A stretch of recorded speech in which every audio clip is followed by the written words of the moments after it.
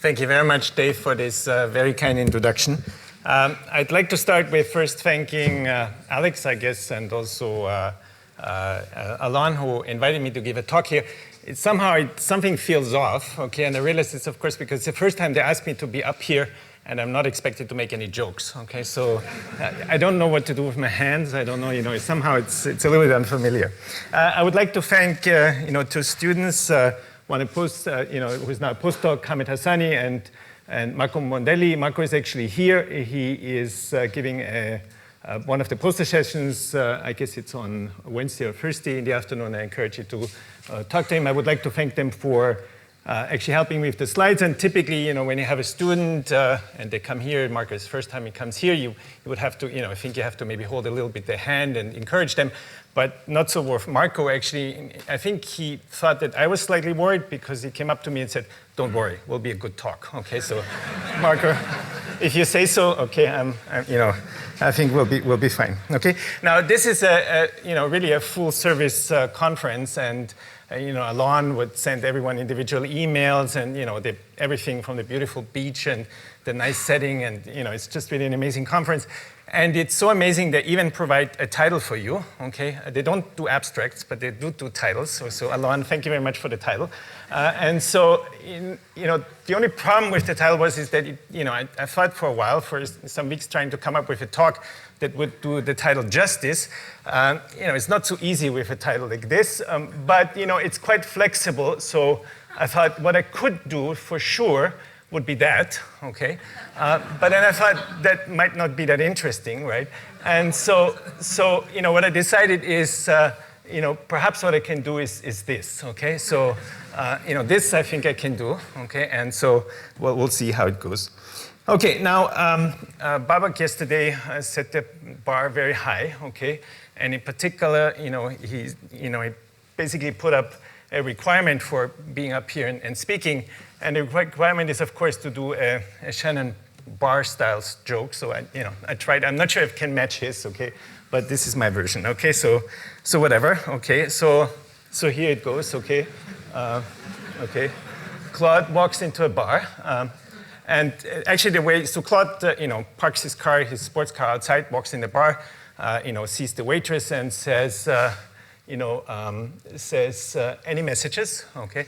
And the waitress is a little bit confused and, doesn't react for a while. And then she says, sorry, I was expecting someone completely differently. Let me check Mr. Beru, okay? And so she says, yes, indeed, Bob called. And he says that everything you told him yesterday only confirms his thesis, okay?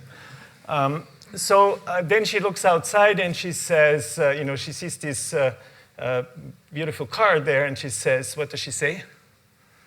She sees the car, and she says, exactly, turbo, okay. She said, right? And Claude says, ah oui, and it's made in France, okay. So she says it's made in France. And then an hour later, okay, so he, an hour and a bottle later, he walks out, and the waitress, she sees him at that point. They're already, on first name terms, and she says, "It's cold out there. Should you not put on a polo jacket? I heard it's the best." Okay, and Claude, what does Claude say? He says, "I just bought one, but it's way too long, elegant but not practical." Okay.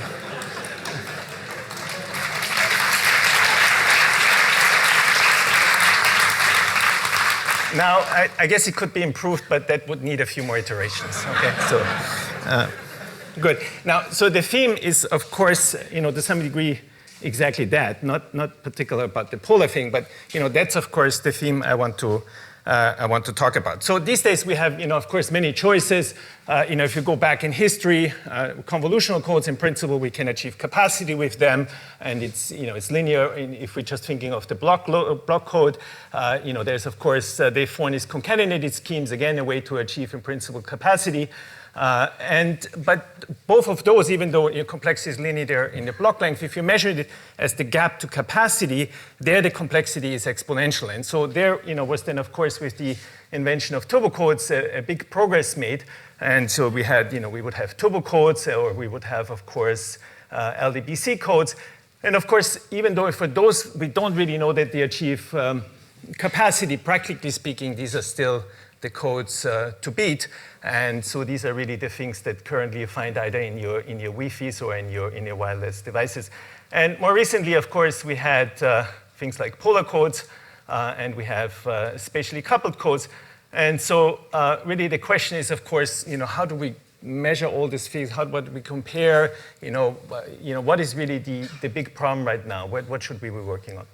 So now, typically, when we're thinking about codes, we're not thinking of just a single one. All of these things that I mentioned, these are family of codes that have various parameters. And so we might have various curves, and you'll see a few of these plots here where we have channels, and this could be the various, pick your favorite channel. Let's say this is a good channel, here is a bad channel. It's really a whole family parameterized here by a single parameter here. Typically, I would plot here either bit or block error probability curves. And you can see here that these curves, when we're increasing the length n, so we're making these codes longer and longer, that they would typically converge, and particularly if we have codes as all the ones that we talked about before, and except, let's say, for maybe, let's say, convolutional codes, they have a threshold behavior. So as the length becomes larger and larger, they would approach some kind of threshold here. Now, how do we typically measure these kind of codes? How do we compare them? Well, there are three kind of reasonable ways we can do. The most traditional one is with computing error exponents, right? So we simply take, we're somewhere away from the threshold, we're taking a vertical line down, and we're looking at the intersection points, and we're looking at what is the behavior of this probability of error as a function of the block length. Okay, so that's the first one. Now, a radically different approach is if we take this 90% and shift it, okay? And we're simply taking, of course, a horizontal line here, and we're measuring, again, these intersection points, but now we're measuring what I will call the gap to capacity here as a function of the block length, okay? And so let me call this the scaling approach here. And the third one that might also quite often be interesting is simply following a single curve like down here, but looking what happens when the channel becomes better. And let me call this the error floor, okay, or the error floor problem, or simply looking what this curve behaves. And so if you're looking at these three approaches, what I want to talk a lot is a little bit, how these things compare and what really I think is the most important thing. So we're having here what I want to look at 3 or 4 different types of codes. The optimum behavior, polar one, spatially coupled, and LDPC in no particular order. And we're having these 3 kind of ways of measuring that. Now, the one that probably people worked the most on is the error exponents, but I would like to argue that if you're really looking at an engineering approach, that's probably the one you should look the least at. Okay, so I will not really talk much about it, except that, of course, most of you know that there's an exponential behavior if you're looking at optimum codes. Polar codes are not quite as good. There's instead of the block length here, you're having the square root of the block length. Spatially coupled, you could get some exponential one. LDPC depends a little bit how you do it. You could or not, but there's a little bit depends on how you construct them. So I will not really spend much time on this. Rather, I would like to spend more time on these two lines and tell you a little bit what we know and what might be nice to know. Okay, so let's start with the error floor, right? So the error floor, here, this doesn't really have an error floor, but very often if you have worked on, let's say, LDPC or turbo codes, you will see that the curves really look like something like this. And what I mean with here is the error floor is this here. There's a fundamental change in this behavior. In particular, if you don't plot, as I did here, the bit error probability, but you would plot the block error probability, then we'll see that in this respect here, the slopes change dramatically as the block length increases, versus in here, if you plotted actually the block probability error, this would just be a constant behavior here. Okay, so this is a very different behavior that you can have. So what do we know about them? Well, for turbo codes and LDPC codes, it's quite common that you have an error floor, right? And so in some cases, this is, for example, a turbo code here, you can determine, you can write down formula of what this error floor is. So these are, for example, analytic predictions versus the actual curves that you measure here. And so most of the time we do this not actually to computing the error floors under the iterative decoding algorithm, but typically we do them under map decoding, and very often they actually match for some reason. But to some degree it's still a little bit an art to determine. The important thing is that they actually often do have an error floor. And why might they have an error floor? Because there's inherently a tension when you do a standard turbo code. So if a standard turbo LDPC code, so which just given, let's say, an LDPC code by this bipartite graph, very often you have an inherent tension between trying to reach two objectives. One is to get a very good threshold, so be very close to capacity in this waterfall regime, and the other one is for the airflow. Because they're kind of the same parameters or similar parameters that control these two. The first one is, if you're looking at the number of degree 2 nodes that you would typically have, which is this lambda prime of 0, rho prime just simply has something to do with the average degree on this side here. If this quantity is larger than 1, then in a randomly such chosen one, you will have a lot of relatively low degree or low weight code words in here, and so this will give you error floor. On the other hand, if you don't have enough of these degree 2 nodes, it's quite difficult to construct codes that have large thresholds. Okay, so you have intention in there, and that's why we're seeing very often these kind of error floors. So what have people done about it? Well, there are many ways to somehow circumvent it. One is you look at kind of more complicated structures that give you more degree of freedom, in which you don't just have this simple bipartite graph, and there are many, many of such things. Or you're trying to do something special with the graph rather than just randomly picking these edges. And again, this is just one particular reference here. You're trying to pick them in such a way to avoid these constellations. Okay, and so then it becomes kind of a combinatorial problem. So these are the kind of typical things that you might see in this regime. Okay, so what happens for spatially coupled codes? Well, so first of all, in a spatial coupled code, just to repeat, I hope some of you have seen them. Especially coupled code is just like one of these LDPC codes, but you're taking many of them, you're lining them up, you're connecting them kind of in like a picket fence structure. So just imagine that you're connecting neighboring of them, and you terminate them. So at the boundary, it's such that you're having more check nodes than you typically would have. And so because of this boundary condition, this code would actually start decoding under iterative decoding at the boundary. And this, once this gets started, things would simply continue, and you have a very good performance. Now, what are the parameters that you typically have? Well, the type of parameters you have is the length of the chain that you're doing, and you're still having kind of the typical size, what typically would be the block length, the number of variables that you have per position. Okay, now, how exactly does this work? Well, typically at that point in time, I would show now, there's some nice waves that you can see propagating and so on, but, I've showed this so many times that I can't see them anymore, so I've tried to think of some different visual to convey this. Well, one way you could think about it is kind of like in a domino, okay? So I think you all know the domino effect, okay? And so this is essentially, one way to think about it. It's physically not quite, correct, because in a domino effect, what happens is that, of course, dominoes can only fall, okay? So, you think about it that once some part, let's say on the left thing decodes, this causes the next one to decode. This is not exactly correct because there's actually an interaction, okay? It's like dominoes that can interact back and forth. But, to first order, you can a little bit think about that essentially once one of these dominoes, falls, then it will cause the other ones to fall too. Okay, so this is the kind of how the code actually behaves. Okay, so how does it work now for spatially coupled codes? Do we still have this kind of tension and the trade-off that we have to do, and do we have to come up with super smart designs? Well, there we're a little bit luckier. Why? Because if we're taking a spatially coupled code, that's just a different way of representing them in terms of photographs. So this would be one that's based on a 3-6 code, where every node here has degree 3, every node has degree 6, and they're simply spatially coupled. Then we can compute the various thresholds under, let's say, binary ratio channel, Gaussian channel, BSC. And if we're going up and simply increasing the degrees, so now each of these nodes has degree 4, each of them has degree 8, then you can see that these thresholds are going up, so the codes become better. The thresholds are going close to capacity. Capacity would be half. But we're also lucky, and why are we lucky? Because if we go up high enough, for example, 5 would be sufficient, then not only do the thresholds become extremely close to capacity, but this code is also with high probability an expander. Okay? Expansion simply means that if you're picking, let's say, a set of variable nodes here, okay, that if you're looking at how many of its, how many neighbors it has, okay, then there will be a maximum number of neighbors it has, simply given by the degree. So let's assume you're starting with this code, where every variable node has degree 5. You're taking, let's say, 3 of these nodes here, right? And the maximum number of neighbors, of course, this could have would be 15.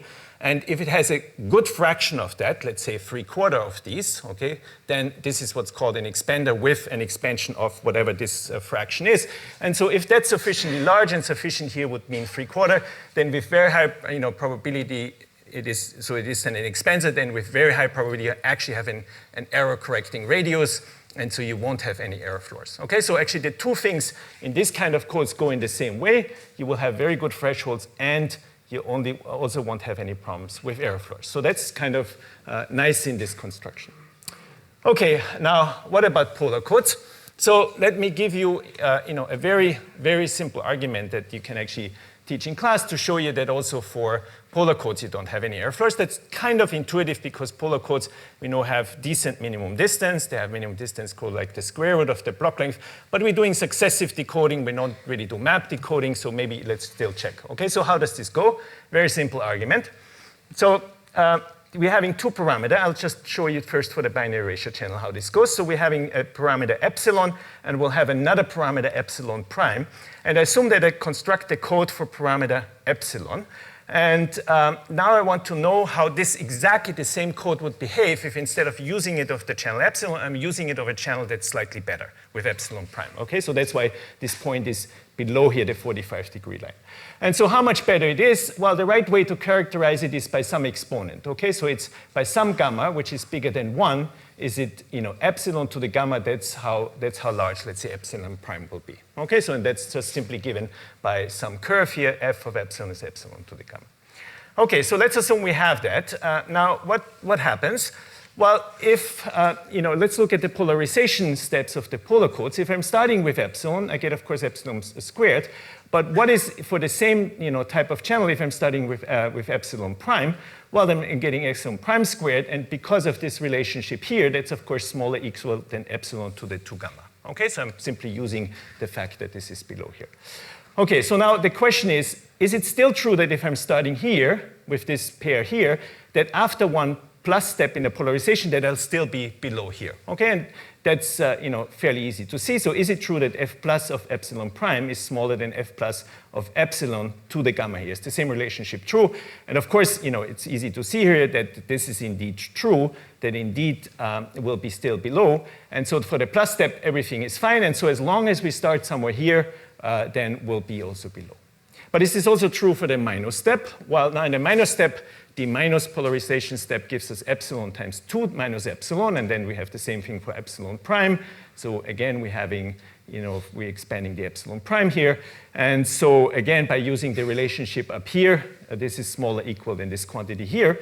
And again, we can ask, is now, if we're starting with epsilon prime, and so we're starting with some point in here, are we still exactly below the curve? Now, this takes a little bit more, but not really much more. Here's the complete proof. And you can see that indeed, if you start below this curve here, also after one minus step, you will be below the curve here. Okay, so what does this really mean?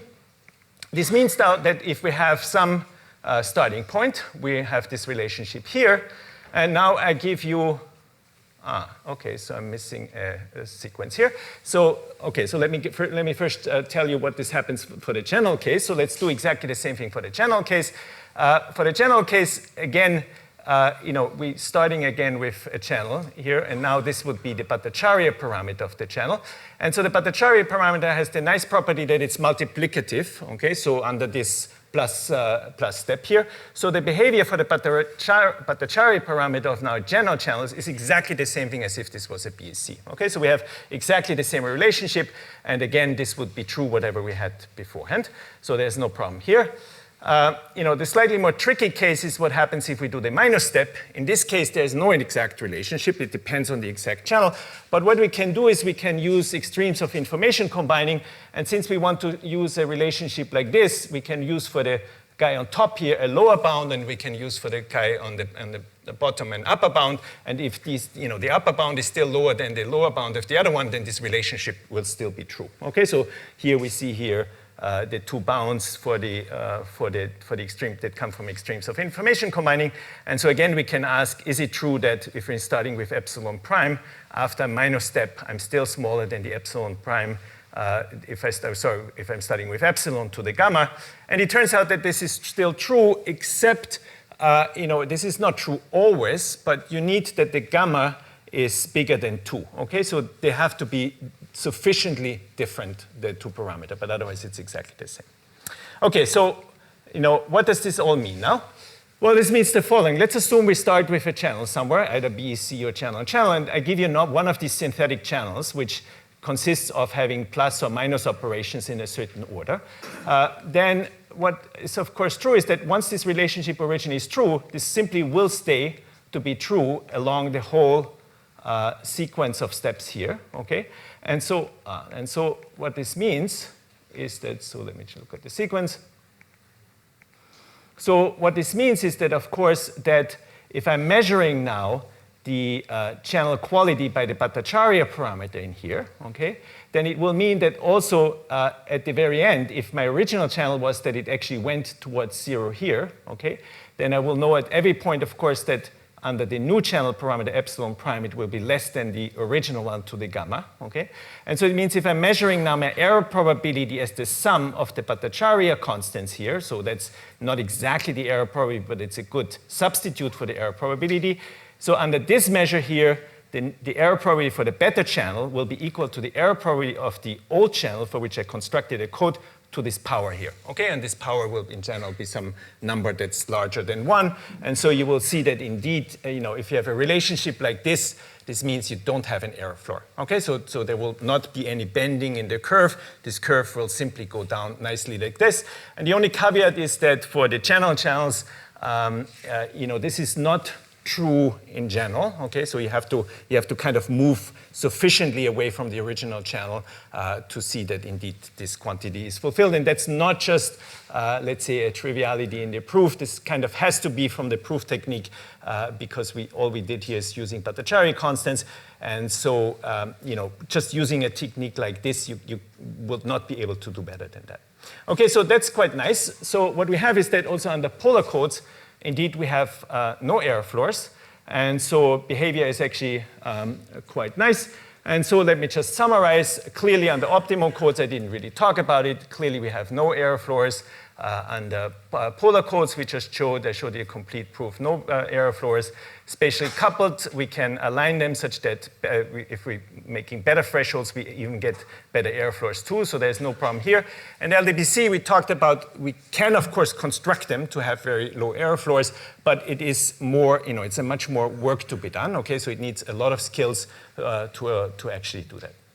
Okay, so this was kind of the easy part. So let me now get to, I think, what's the most interesting part, and that's the scaling for these kind of codes.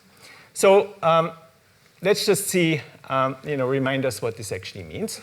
So what we're looking at is we're looking at this family of codes, parameters by different lengths, and we're looking at a horizontal line, and we're looking at how fast these points would go towards the threshold. Okay, and so for polar codes or optimum codes, especially, we know that this threshold is actually capacity, so we would look at, how fast the gap to capacity would decrease as a function of the block length. Okay, so let's start maybe in a historical context. The first person that actually looked at it in the realm of iterative decoding, LDPC codes, was Andrea, who is prominently sitting in the first row and can correct me if I say something wrong. Okay, and so he introduced this idea, which is very prominent in statistical physics and is one of the standard tools to actually look at what's called finite size effect. So what did he do? This was at the Allerton conference. He looked at the standard Gallagher 3-6 code. And so this would be the crossover probability P here. This would be the block error probability here. And so this would be the codes for the various block lengths. Okay? And so what he then did is he simply rescaled the axis here. So what is the rescaling that you do? Well, you don't plot here anymore P, but the first thing is that you're looking at the difference of P, how far it is from the threshold. Okay, such a 3-6 code has actually a threshold, looking at the difference between the threshold and the actual parameter you're transmitting. and then you multiply it by a power of n, where the power of n is by 1 over mu, and we'll have to see what this parameter mu is. This parameter will be the most important parameter that we have in this business, and we'll call it the scaling parameter. And lo and behold, the amazing thing is if you do that and you're picking the mu in the right way, okay, and mu will turn out to be 2, you can see that essentially all these curves, collapse to a single curve. Right? And so that's quite nice. So let me just call this the mother curve here. So you're having like essentially a single curve here. Now, of course, this looks quite nice. In theory, this doesn't mean that these curves are exactly the same, but if such a scaling behavior is true, what should be true is that as n becomes large, this curve should converge to a mother curve. But you can see that even for the block lengths that he chose here, which were not outrageous, I guess he started with 50, 100, etc., these curves are already very, very close together. Okay? And so this is, of course, very nice because we have essentially only two things that, two parameters. One is this parameter mu here, so perhaps we can figure out what that is analytically. And then we have something that is perhaps more difficult. We're having this scaling function or this mother curve that we have in here, right? And if you have that, then you collapse this whole problem here, and you could have an infinite number of curves here for various lengths to essentially a single curve here and this scaling parameter. Right? And so that's a very nice engineering tool. And even if you don't know the mother curve here, this is very useful because if you, let's say, have simulation results for a code of length 1,000, and you would like to know what happens if you do, if you now actually did it for length 2,000, all you would have to do is to rescale the length 1,000 to the length 2,000. For this, you don't even need to know the mother curve because the mother curve is just the one simulation that you have, and you will get immediately a very, very good prediction of what the code will do. Okay? So that's why I think that this scaling results are actually, from an engineering point of view, much more useful than the traditional error exponent that has been also quite popular, of course. Okay, so this is what was done, and so now the question at that point then was if we could do maybe a little bit more, and indeed I'll tell you then the set of people that worked on it, and so we looked at first then at the binary erasure channel, again for LDPC codes. And so what is it that you have to actually determine if you want to determine such a scaling behavior? Well, what is plotted here is the following. For the BC, you can have a one-dimensional characterization for this code. And this one-dimensional characterization, the quantity that I'm printing is simply the number of degree 1 check nodes that you have in the decoding process at any point in time. Because anytime you have a degree 1 check node in what's called the residual graph, so you're peeling off one node at a time, then this can determine a variable node that's connected to it. This might, this gets peeled off. This might generate new degree 1 check nodes, etc. So as long as you have degree 1 check nodes in the graph, you will actually, continue decoding. That's kind of the nice thing to remember here. So what we're plotting is here over the decoding process. This is simply the number of steps, the number of degree 1 check nodes that we have in the graph. And the decoding process goes from the right to the left. Okay, so if at the very end you're ending up here, so this gives you the total number of variable nodes that you still have at any point in time. This gives you how many degree 1 check nodes you still have. If you manage this curve and you get actually to the 0 point here, then you have peeled off the whole graph and decoding will be successful. Now, there are two ways, to determine this. One is the asymptotic one, and this is the red curve that we have here, and that's given by a solution of a differential equation. And then you have actual samples that you can see. So this would be actual decoding trajectories, right? And so this is for two different lengths. What can you see? Well, first of all, that the actual trajectories, kind of nicely clump around the asymptotic one.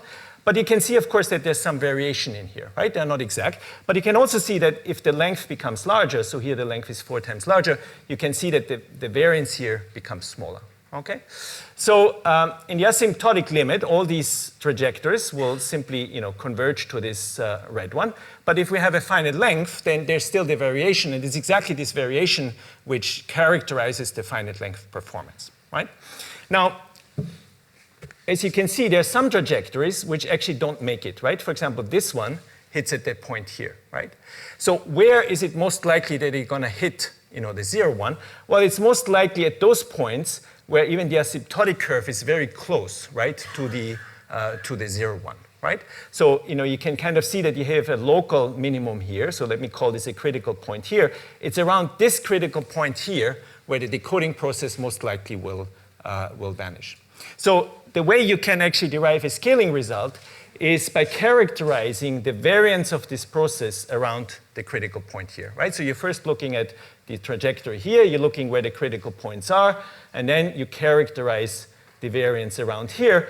And so, if you can show that not just what the variance is, but also what the distribution here is around, okay, and it turns out that this will be Gaussian, then you can characterize what the decoding failure is, right? And so then, if you believe everything I said so far, then I guess it's not shocking that the error probability to first order, the higher order terms, should be given by a Q function, okay? It's exactly like, imagine here that you have around here on this dimension a Gaussian that's sitting around here, which gives you the distribution, and it's whatever is cut off from the Gaussian, whenever this goes below 0 here, this process here, that's exactly going to be the error probability.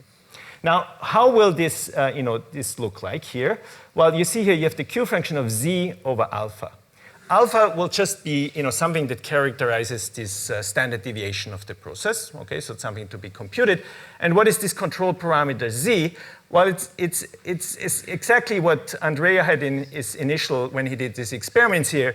It's the gap to the threshold. It's the difference here of the parameters. This is now for the binary. This is for the erasure channel. So before we had p minus p star. Now we're having the epsilon for the BP threshold minus the epsilon times the scaling of n. Okay, and it turns out that the correct scaling of n is the square root of n. Okay, so this is the control parameter. So as long as you keep that constant, okay, then the error probability supposedly is the same up to some smaller deviations here. So it means, for example, if you're taking the block length 4 times as large, then you can diminish the gap to the threshold by a factor 2. Okay, so that's how the scaling behaves here. Good. So indeed, there was some students on Abdel Amraoui, Andrea, Tom, and then some other people. Jeremy Esri was another student. Andrea then later had a very nice paper with Amir Dembo, where for a particular model they proved an even refined scaling law. And there was Seowan Oh, who was a student of Andrea. And so together we tried to, in various papers now, finish this program, proving this and coming up with what the scaling parameters are. And you can indeed do this. And once you have them, together with the expressions of the error floor, you can start optimizing, right? So you have now an actual estimate for the error probability as a function of these parameters. So these parameters alpha that you have to compute will be a function of the degree distribution, a function of the graph that you're actually seeing. And if you're able to compute this analytically, then you can start optimizing. So this is, for example, what will happen if you start optimizing. What is this optimization here? You want a code that is outside this gray box here. These are your descriptions. So it means the threshold should be above the 0.5, and the error floor should here be, the error probability should be below 10 to the minus 4. Okay, so that's what you want. And so what you can now do is, given you have a certain degree distribution, you can see what the degrees are up here. You can now run some, your favorite optimization algorithm and try to find whatever is a good code. And so, you do various iterations. And so for this particular example, at the end, if you do some various iteration, the best thing you could come up with was something that had maybe about 83% or something like this.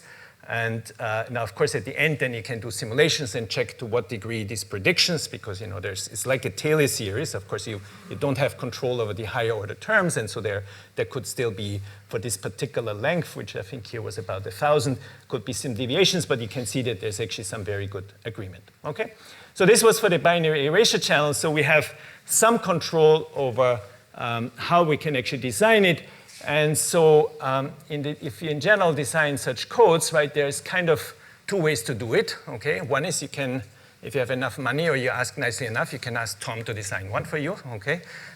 But we wanted to replace Tom with Cloud, not Claude, but Cloud, okay, with the cloud, and somehow being in the, somewhere computational center, have a web page.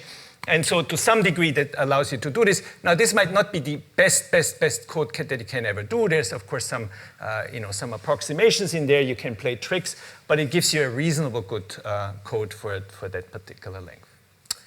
Good, okay, now this was for the particular LDPC code, so let's just do a small thought experiment. What could we actually hope for? Okay, so we saw that we had that the gap to capacity scaled like 1 over the square length. So let's just check, how this should be. So let's stay still for BSC because then it's very easy. So imagine what would a perfect code do, right? If you have a perfect code for the erasure channel and it has rate, let's say R, right?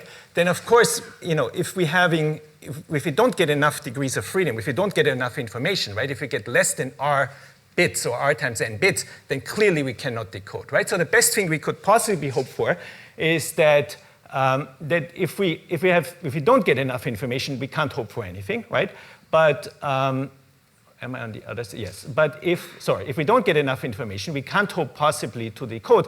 But if we get at least as many bits as n times r, then we hope that we can actually have an error probability of 0. Okay, so this would be the optimum code that would have a kind of a characteristic function like this. And now we're sitting somewhere here with a parameter, but of course the channel doesn't give us exactly n times epsilon bits, but it gives us this plus some small variation. That's a binomial. Let's think of this as a Gaussian with mean and epsilon, and this as the variance here. And then what would the error probability for such a code be? Well, it's like, in standard communication when we're cutting off the tail of a Gaussian, it's this distance over, over the sigma here, and that's exactly what happens, right? So this is the distance that we have in here, it's characterized here, and this would be the standard, standard variation here. And so if we're just rewriting this, we get exactly, again, back to this form, right? The control parameter z, which is the gap to, in this case, the capacity here times the square root of n, and this is the square root of the variance here. Okay, so that's the best thing we could hope for, and that's exactly the kind of form that we have seen before, right? So can we hope that we can actually do this? Well, it's very easy to see that at least for this BC, that that's entirely possible, right? Can we have a curve, a transfer function which is that steep? Very easy, because if you think of a random code, then what at the end we have to solve will be a system of equations, and that's just a random system of equation which, let's say, if we get exactly as many degrees of freedom as we have as data to determine, this would just be a square matrix, right? So will a square matrix that's random with high probability be full rank? Well, not quite. It's only about 28% chance that a square matrix of sufficient size will be full rank. But if we just back off by, let's say, 1 dimension, or let's say k dimensions, okay, we just get k extra bits, then it's easy to see that the probability that this is not full rank goes down by this particular factor. Okay, so it goes down extremely quickly. So really, a random code would look essentially exactly what we had before, right? Now, this is a very, very simple example, and so but fortunately, not long ago, Sergio and Vince Poor and Yuri Polyansky, they looked at this problem not from a, let's say, a coding perspective, but the fundamental information theory perspective, and you get exactly these kind of scaling laws. So the question is, at what rate can you transmit if you want a certain probability PB here? And so the result is exactly what we had before, namely that the rate here is equal to the capacity minus a term that goes down like 1 over the square root of n. Okay, and so you have 2 extra terms. You have a term here which is called the dispersion here and depends on the channel here, and then you have a term that depends on the error probability. And if you simply take away, so there's higher order terms, if you take this term away and you simply write this in a slightly different way, so you write r minus, or you write c minus r, copy this over, you get exactly the same formula for this error probability that I had shown before, right? So this is exactly this kind of form that you have. But this is true now not just for the BC, in which this was simple to see, but in a much, much more general setting. Okay, so that's exactly what we should be shooting for. And so that's really the aim that we should aim for. Okay, so now this was, I started with LDPC codes, then we went to the optimum case, so we know what we should be getting to. So let's look at what we know for polar codes, right? So in polar codes, people have more recently also looked at this, okay? So they looked at how things scale. And so what do we know? There's a series of papers here. There was Guruswamy and Xier, and then Hamed and his co-worker here, and then there's some more recent work on Goldin and Burstein. So the first thing is that it's also true that you have a scaling which behaves like this with some parameter mu here. Okay, remember in the optimum case this was the gap to capacity to the square, so the block length had to go like the gap to capacity to the square. Now, but for polar codes it's not quite as good. Okay, so the original bound where there were some bounds on mu were that the mu was somewhere between 3.5 and 6. Okay, so somewhere in between. So compare this, the mu should be 2 for the optimum case. Okay, so this means if we're taking, let's somewhere around 4, this means that roughly the block length is like the square of the block length that you would need for an optimum code. Okay, so I'm talking about here a polar code with no other bells and whistles. There are, of course, always things that you can do to improve it, like list decoding. Now, this parameter, the upper bound, was slightly improved. Was improved by Goldwyn and Bürstein here. And so let me show you some new results, and this is as the previous thing for the error floor joint work with Marco and Hamid here. So we have slightly better bounds now on this scaling exponent. Okay, now unfortunately there's still, of course, the actual parameter is larger, so there's, the bounds can only be as good as the bounds can be. So, we cannot make them better by simply finding better bounds. But so what these parameters say, I'll talk a little bit more about. For the BC, the best bound we now have, okay, so this is an upper bound is 3.6 here. And for channels, remember we had about 5.7. We can show now that it is actually about 4.7. Okay, so where are the actual parameters? For BC, the actual parameter is very close to this. And for channels, it depends. The worst one seems to be the BSC, for which the actual parameter is about 4.2. Okay, so that's where the actual truth lies, and these are bounds. So now, what does this statement say here? Well, the statement says the following. If you can find a function h, which is 0 at 0 and also 0 at 1, and the function is non-negative, and it has this property that if you're taking this, this ratio here, and what is this ratio here? This x squared and the 2x minus x squared are exactly the plus and the minus function for the BSV. So this is exactly the polarization step that you have. So instead of taking h of x, you're taking the average, there's a 2 here, of what happens in the plus step and what would happen in the minus step. Okay? And so this gives you a ratio of the function. If the supremum over that over all x is smaller than 2 to the minus 1 over mu star, and if you find an h that has this property, then the actual scaling parameter of mu is upper bounded by this parameter here. Okay? So there are basically two things that you have to do. Is you have to first find a good candidate here, okay? And then you have to prove that if this statement here indeed implies that. Okay? So there are two things that are in here. So this is for the BC. What happens for the BMS?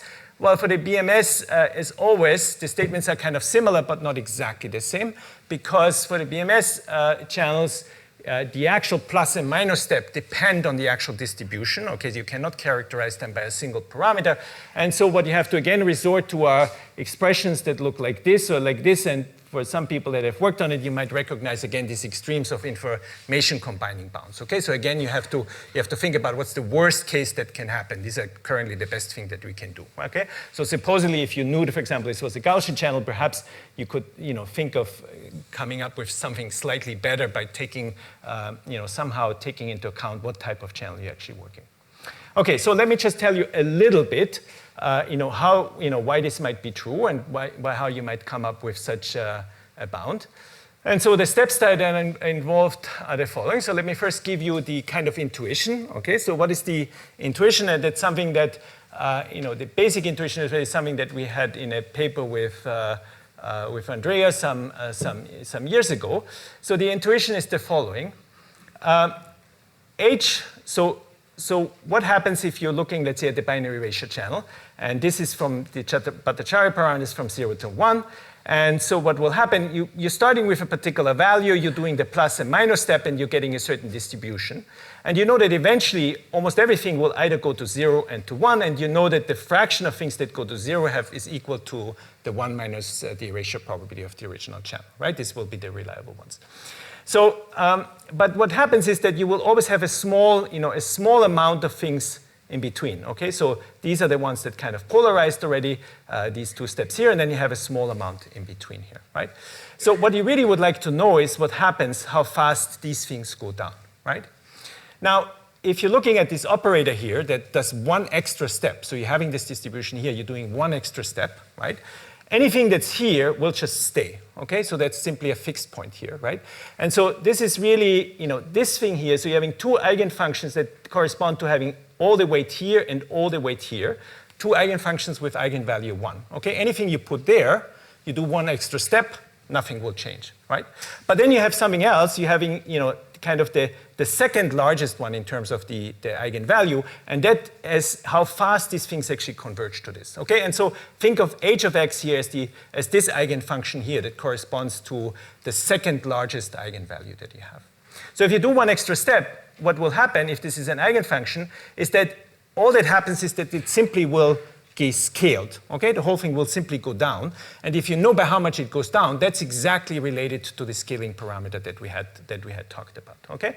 So, and it's no coincidence that we're thinking of this h here exactly that it has the same notation like this, okay? So you should really think of having as your estimate for this function h to be whatever this eigenfunction will be here. Okay, so now how does the proof go? Well, the proof has essentially two steps. I'll just show you one. Remember, this was what we had as an assumption, and there was that the function was non-negative and was 0, etc. And this is essentially where we want to go to. We want to say that the probability that one of these synthetic channels after n step, that this z is already very small, and we chose a particular notion of very small here means, okay? That this, that the probability this is at least, is very close to what we should have at the end, namely how many should be there, well, exactly equal to the channel capacity, and that this is exactly by how much we are bounded away. That's exactly still the finite length gap that we have, and that exactly corresponds to the scaling of the finite length gap. So you see here that by how much we are bounded away from the finite length gap by the finite length and by doing only n small n iterations. Okay, so we want to get from here down to here. This is exactly the scaling result that I'm talking about. And the way to do it is by going from here first down here and looking at the expected value of the Bhattacharya constant at a particular time in iteration and taking it to the alpha power, where alpha is some non-negative value, and to proving that this expectation is small. And so I claim that there's first a step to going from here to here, and then there's a step to going from here to here, okay? So let me just show you that, one of them, because that's the easier one, and that's kind of like case that Babak talked about. Once you know kind of the steps you want to go, the actual proof, as you will see, is very easy. And so let me just show you how this step goes, right? How do you go from here to here? Okay, so this goes as follows. We want to do these steps here. So what we want to say is the following. We want to say that after n such iterations, most of the guys here, that most of the, that the large portion of the Bhattacharya constants that eventually will polarize, there will be so many of those, that already a very large fraction is there, and that as most that many are missing. That's what we want to prove, okay? So this is from 0 to 1. We want to show that in here we have this, at least this number, and so how do we do this? Well, how many, let's look at how many we have in this interval, how many we have in this interval, and how many we have here. So these are very small, very large, and somehow in between, okay? And so rather than just looking how many do we have here at iteration n, let's just look at how many do we have here at iteration n that eventually will polarize, okay? So we're only looking at those inside here that eventually will polarize. This might be slightly smaller because some of them might still go later on here, but it's clearly, a lower bound to many, to the ones we have, okay? And we're also asking here, how many do we have in here that eventually will polarize, and how many do we have in here that will eventually polarize, okay? Why do we do this? Well, because we know that the sum of all these things is, of course, I of W, okay? It's just the capacity here, right? And so if we're rewriting is, what we want, remember, is a lower bound on N1, because this itself is a lower bound on the quantity we want. This we already know, so if we can find some upper bounds on these two quantities, we're actually done, okay? So we need an upper bound on how many are in here that eventually will polarize, and how many are in here that eventually will polarize, right? Okay, so let's do this. So the N2 is the slightly more complicated one, but you can see that's the whole proof. Well, N2, okay, these are all the ones that are, the ones that are in here, and okay, I wrote it down in a slightly wrong manner here. The ones in here, and will eventually polarize. So how many do we have here? The Zn must be in here. Now, rather than looking at this quantity here, let's simply look at the product of the two, and that's a standard trick that I'm not sure if it was either Emre or Erdal that first introduced this one, that rather than looking at Zn, we're looking at the symmetrized process Cn minus 1 minus Cn. Was Bruce Hayek. Okay, thank you very much. Okay, so instead of looking that you're in here, this is an equality that that this quantity here is larger than this quantity here. Okay, and so now if we're simply taking this to the alpha power, the same thing will still be true as long as an alpha is non-negative number here. And now we're simply using the Markov inequality. We get the expected value. We're getting this thing what we're having on the right. And now it's just a little bit just 2 steps more of processing. And what we get is this scaling up here. This is simply a constant here, and this is 2 to the minus n over 1 over mu. Okay, so this is exactly actually what will be the bound that we later have. Okay, so this is exactly the gap to capacity. And you should simply think of alpha being essentially 0. So if alpha is very small, then this is exactly what we have, and this is just a constant. Okay, so now we still have to take care of what's very close to 1. Well, if we're very close to 1, well, how many can eventually still go down? Well, not too many, right? Because the best these channels can be, they can be here, right? So the best the capacity can have is here. And so how many of those will polarize? Well, that's just the standard polarization theorem that says that the most that will still polarize will be that, okay? Will still be, this is for the erasure channel, will simply be whatever their capacity is. Okay, so that's a very simple bound. And as you can see here, this goes down like 1 over n, okay?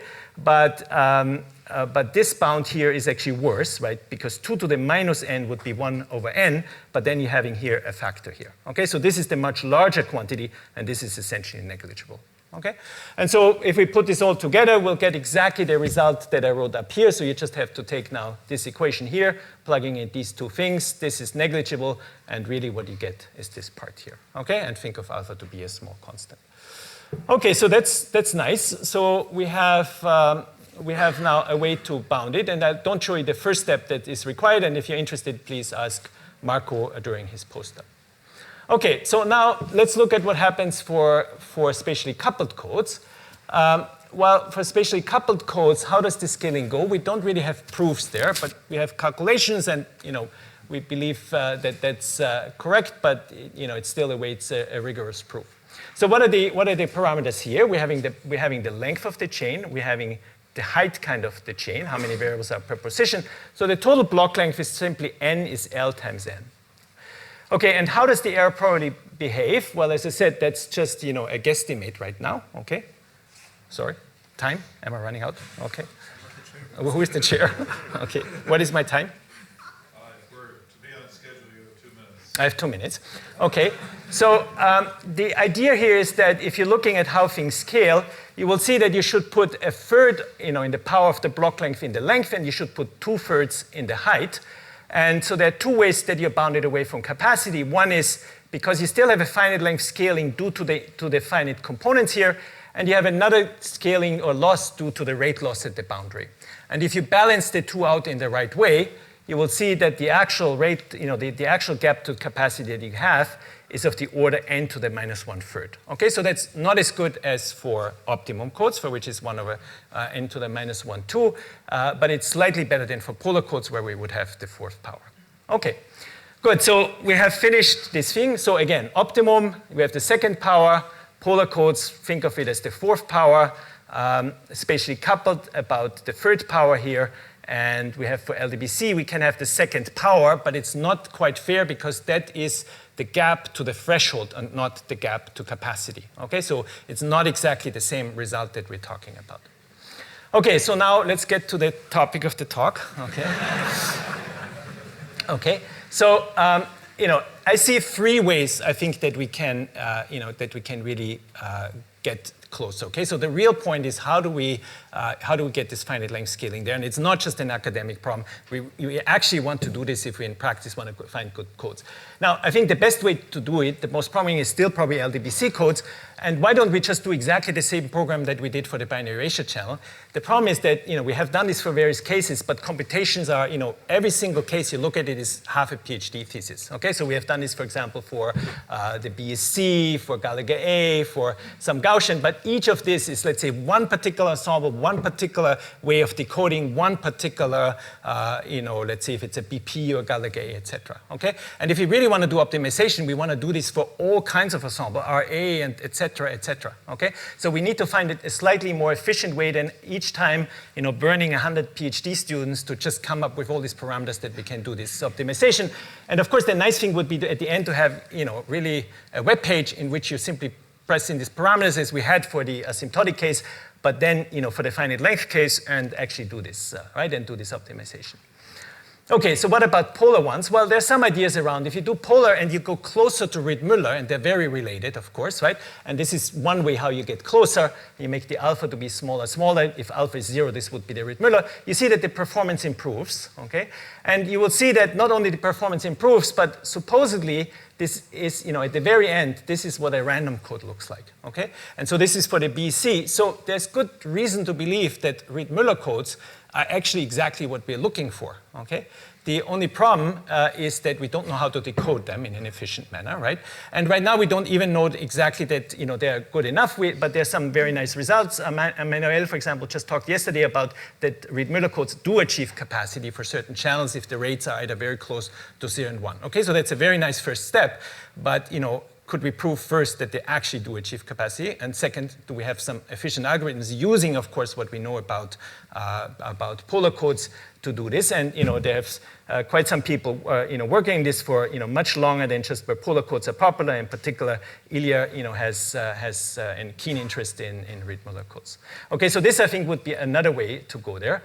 And people are working on it, but I don't think there are any breakthroughs right now that we can count on. Okay, other than let's say the capacity result here.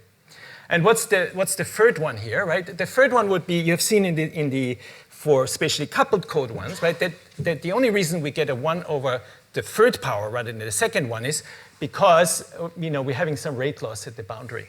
Okay? If we could get rid of the rate loss so to make it smaller, we would actually get also codes that would be like optimum codes, perhaps not in the constant, not in the dispersion, but at least in the scaling, right? And so, this is kind of frustrating, and I've thought about it for a while. Physics, has actually very nice models. Okay, so spatial coupled codes are just an instance of what's called nucleation. Okay, the same thing like that crystals, the way the crystals grow. And in this area, people have some very nice fundamental bounds. So, for example, you know that in the nucleation process, how large the seed has to be in order that the nucleation gets started. Okay, and the consideration is simply you're looking at two energy terms that you have, and you balance them. And there's a very nice fundamental bound that tells you what is the minimum seed size that you need. What is for us seed size? Seed size is, how much rate loss do we have at the boundary, right? But we don't have this kind of, we should have an information theoretic fundamental lower bound that tells us how much, we actually have to put in. And that's not the end of the story, because when we do the decoding, once we have the decoding and we get to the very end, we can actually get information out again. So we can recover some of the information that we had to put in, and we don't have very good bounds on that side either, okay? So at the current point, we don't know, for example, if spatial coupled codes, if there actually fundamentally has to be a rate loss or not, okay? I don't know any fundamental bounds that tell you can only get this phenomena if, whatever, 2% of your rate, for a certain length, has to be invested in this, okay? If we could do, that would be of imminent practical value. These things, for example, considered for optical, and so, anything that you can do, of course, to bring the rate loss down would be fantastic. Okay, so this is fortunately the end of my story, okay? So I told you a little bit about these various ways to look at a code, the error exponent, the error floor, and the scaling one. And really the one I think that is the nicest, and I think from an engineering perspective, I think the most meaningful, I think is the scaling one. And so I think, at least for me, I think that's where I will spend some of my future efforts in trying to improve, and I hope that some of you might find this interesting as well and will join me. Okay, thank you very much.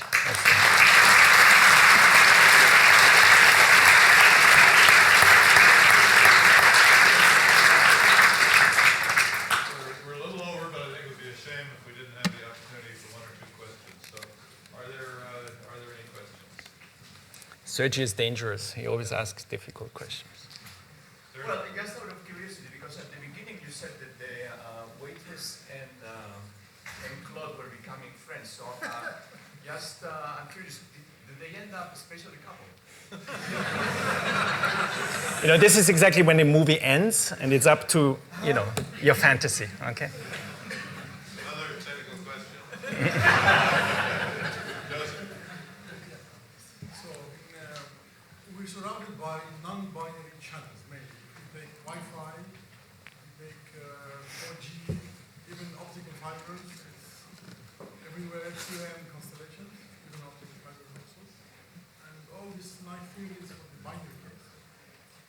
So Should we forget about non-binary? no. So the point is that the binary is by far the hardest one to solve. If you solve that, it's my opinion, you solve everything, okay? Because you can always use higher, you can use multi-level, etc. But you might do too much work, right? Because typically, if you go to the Curie world, things are easier. And so you might do a lot of work now and then apply some trick to, apply it to something that's actually easier. So if you really want to get the best for the Curie world, yes, you should directly try to get something there because it's likely going to be, nicer behaved than first solving the difficult problem in the binary world and then going back. The next Okay. coding book should be only the most complex finite field is 0, 1, and that's it. No, but if you concentrate on one thing, I think that's the fundamental problem to concentrate on. But I fully agree that there's a whole world out there. Okay. Okay, one more up on the balcony, this will be the last one.